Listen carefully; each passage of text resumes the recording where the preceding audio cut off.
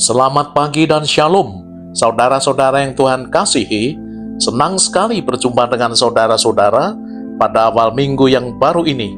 Dan saya berharap saudara-saudara tetap hidup dalam rancangan, kehendak, pimpinan dan penyertaan Tuhan, atau hidup dalam RKPP Tuhan. Sebelum kita membaca dan merenungkan firman-Nya, mari kita mohon pimpinan Roh Kudus dalam doa. Bapa yang penuh kasih dan rahmat, kami bersyukur untuk satu minggu yang sudah kami lalui bersama-Mu, dan mengawali hari baru pada sepanjang minggu ini, kami mohon pimpinan Roh Kudus melalui firman-Mu, sehingga kami dapat mengerti dan menjadi pelaku firman Tuhan. Dalam nama Tuhan Yesus, amin. Tema minggu ini, mari belajar percaya. Yohanes 11, 14 hingga 15. Demikian firman Tuhan. Kata Yesus, Lazarus sudah mati. Tetapi syukurlah, aku tidak hadir pada waktu itu. Sebab demikian lebih baik bagimu, supaya kamu dapat belajar percaya. Yohanes 11, 14, dan 15. Saudara-saudara yang Tuhan kasihi, dalam hidup ini, kadang kita sering bertanya, Tuhan, mengapa Engkau tidak segera menolongku? Tuhan, mengapa doaku belum Engkau jawab? Hal yang sama juga dialami oleh Marta dan Maria. Mereka mengirim kabar kepada Yesus bahwa Lazarus sakit, tetapi Yesus sengaja tinggal 2 hari lagi. Ketika Yesus tiba di kediaman Marta dan Maria, Lazarus sudah berada dalam kubur selama 4 hari. Secara manusiawi, Yesus tampak terlambat sekali. Namun, penundaan ini justru menjadi ruang kelas pembelajaran yang sangat berharga bagi para murid. Yesus berkata, supaya kamu dapat belajar percaya. Yang menarik, Yesus tidak berkata, supaya Lazarus sembuh, tetapi supaya kamu belajar percaya. Ini berarti bahwa seringkali tujuan terbesar Tuhan bukan sekedar mengubah keadaan, tetapi meningkatkan iman kita. Mari kita dalami apa arti penundaan Yesus itu dalam Yohanes 11 ayat 14 dan 15. 1. Percaya. Sering kita pelajari melalui penundaan Tuhan. Mendengar kabar bahwa Lazarus sakit, para murid berharap Yesus segera berangkat ke rumah mereka. Tetapi Yesus sengaja menunda 2 hari lagi. Sebenarnya, Yesus juga pernah menunda dalam peristiwa yang berbeda. Ketika Yesus bersama Yairus bergegas ke rumahnya karena anaknya sudah kritis, Yesus menunda karena ia diinterupsi oleh perempuan yang sakit pendarahan 12 tahun. Dan Yesus harus melayaninya terlebih dahulu. Akibatnya, anak Yairus yang sakit keras mati. Ia melihat dari atas bukit bahwa perahu para murid diterpa angin sakal. Ia tidak segera menolong, tetapi membiarkan para murid mengerahkan segenap kemampuannya terlebih dahulu, sampai mereka tidak berdaya. Barulah Yesus segera datang untuk menolong. Mengapa ia melakukan hal ini? Karena ia akan melakukan mujizat yang lebih besar lagi. Seandainya Yesus datang ke tempat Lazarus, sementara ia sakit parah, ia hanya dikenal sebagai penyembuh. Tetapi setelah Lazarus mati, Yesus menyatakan dirinya sebagai Tuhan atas maut. Digenapilah pernyataannya sebelumnya, bahwa akulah kebangkitan dan hidup. Ia menunda hingga waktunya tiba dengan maksud ia sedang mempersiapkan sesuatu yang jauh lebih besar daripada yang kita bayangkan.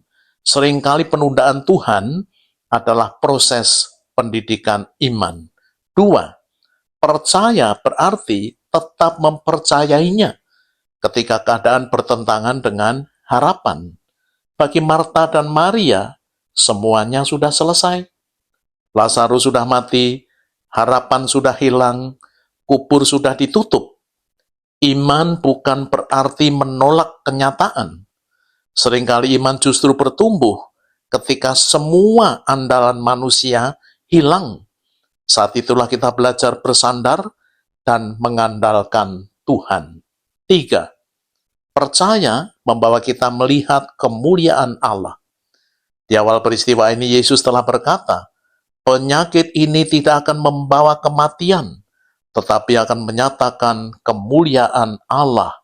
Yohanes 11 ayat 4. Tujuan akhir mujizat bukan hanya Lazarus bangkit, tetapi supaya orang melihat siapakah Yesus yang sebenarnya.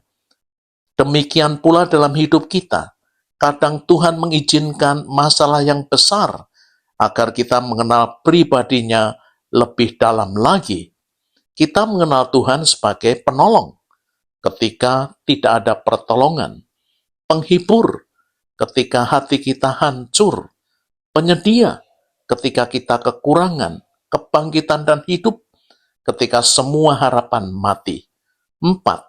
Belajar percaya adalah proses seumur hidup. Yesus berkata, supaya kamu dapat belajar percaya. Kata belajar percaya ini menunjukkan suatu proses. Murid-murid sudah percaya kepada Yesus, namun iman mereka tetap masih harus bertumbuh. Demikian juga kita. Setiap masalah adalah sekolah iman. Setiap air mata adalah pelajaran. Setiap penantian adalah ruang kelas Tuhan. Tuhan lebih tertarik membentuk karakter iman kita daripada sekedar meniadakan kesulitan. Iman dibentuk ketika doa belum dijawab, jalan belum terbuka, dan kita dapat berkata, Tuhan, aku tetap percaya kepadamu. Saudara-saudara yang Tuhan kasihi, seorang profesional Kristen yang berbakat, cerdas, dan pandai, alumnus dari universitas swasta terkemuka di Indonesia, sudah lama kami layani dan bertumbuh dalam Tuhan. Lulus kuliah, ia diterima bekerja di sebuah perusahaan yang berskala nasional. Ia cukup berprestasi, sehingga karirnya cepat melaju, menjadi pimpinan cabang hanya dalam kurun waktu kurang dari 3 tahun. Sebagai pimpinan cabang, ia dibebani dengan target-target tertentu. Namun dengan kerja keras, kerja sama tim, dan doa, ia senantiasa mencapai target. Karena ia berprestasi, ia dipercayai perusahaan menjadi spesialis memperbaiki cabang-cabang yang sulit mencapai target. Ia beberapa kali dipindah ke berbagai cabang yang sulit untuk mencapai target. Namun, dimanapun ia berada, ia memberi kabar kepada kami, sharing dan berdoa bersama via telepon atau Zoom. Tahun kelima ini ia dipindahkan ke salah satu cabang di Jakarta yang sudah berkali-kali berganti kepala cabang, tetapi sekalipun belum pernah mencapai target. Ia suatu kali datang ke rumah menceritakan kesulitan di pekerjaannya ini. Kami sharing, menyampaikan penguatan melalui firman Tuhan dan berdoa bersama. 2 bulan ini ia stres berat karena tidak ada teamwork yang baik.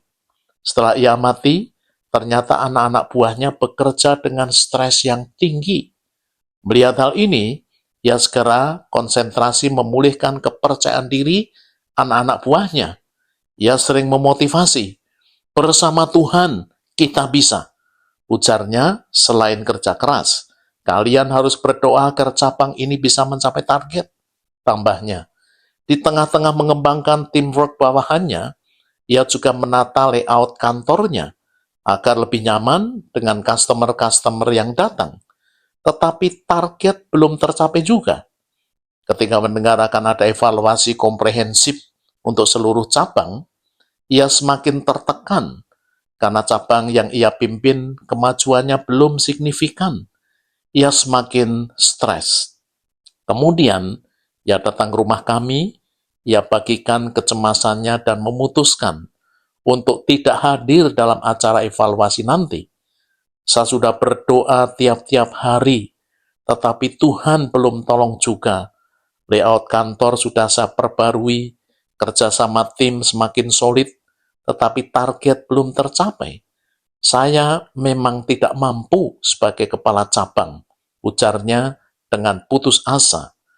Kamu harus datang, jangan menghindar dari tanggung jawab. Percayai dan percayakan kepada Tuhan, kata istri saya memberi motivasi. Ingat, bukankah selama ini Tuhan menolongmu dalam berkarir? Timpal saya kepadanya. Kamu akan lebih tangguh sebab Tuhan sedang melatih kamu melalui kesulitan-kesulitan yang lebih besar. Jangan takut, karena Dialah yang memberimu jalan keluar. Seperti dalam 1 Korintus 10 ayat 13, nasihat saya lebih lanjut. Dalam pertemuan evaluasi tersebut, tanpa dia duga, justru dia memperoleh surprise dengan mendapatkan penghargaan dalam penataan ruangan dan mengembangkan kerjasama tim. Kemudian dalam pertemuan antar kepala cabang yang berikutnya, ia dipercaya menjadi salah satu pembicara kunci dengan topik mengembangkan kerjasama tim untuk kemajuan perusahaan. Lebih daripada itu, dalam bulan Juni 2026 yang baru lalu, cabang yang ia pimpin pecah telur, yakni dapat mencapai target setelah sekian tahun tidak pernah mencapainya. Ia bersama seluruh bawahannya memperoleh bonus yang cukup signifikan. Tuhan sengaja menunda jawaban doanya agar mujizatnya lebih besar lagi. Terpujilah Tuhan Yesus. Saudara-saudara yang Tuhan kasihi, ada beberapa hal yang kita dapat pelajari. 1. Penundaan Tuhan merupakan proses pendidikan iman kita. 2. Percaya berarti tetap berharap meski keadaan semakin memburuk. 3. Tujuan Tuhan bukan sekedar menyelesaikan masalah, tetapi Ia ingin kita mengenal kemuliaannya lebih dalam lagi. Dan yang terakhir, belajar percaya merupakan proses seumur hidup bersama Tuhan. Amin. Mari kita berdoa. Bapak, terima kasih untuk renungan maupun kesaksian seorang profesional muda yang Tuhan latih untuk semakin mengenal Engkau. Kami mendoakan untuk semua pemirsa video YouTube kami, agar mereka juga diberkati Tuhan dengan pengalaman rohani bersamamu. Untuk saudara-saudara kami yang dalam pergumulan, berkati dan berikan pertolongan-Mu. Dalam nama Tuhan Yesus. Amin. Saudara-saudara yang Tuhan kasihi, sekarang terimalah berkat yang daripadanya. Tuhan memberkati saudara dan melindungi saudara. Tuhan menyinari saudara dengan wajah-Nya dan memberi saudara kasih karunia. Tuhan menghadapkan wajah-Nya kepada saudara dan memberi saudara damai sejahtera. Amin.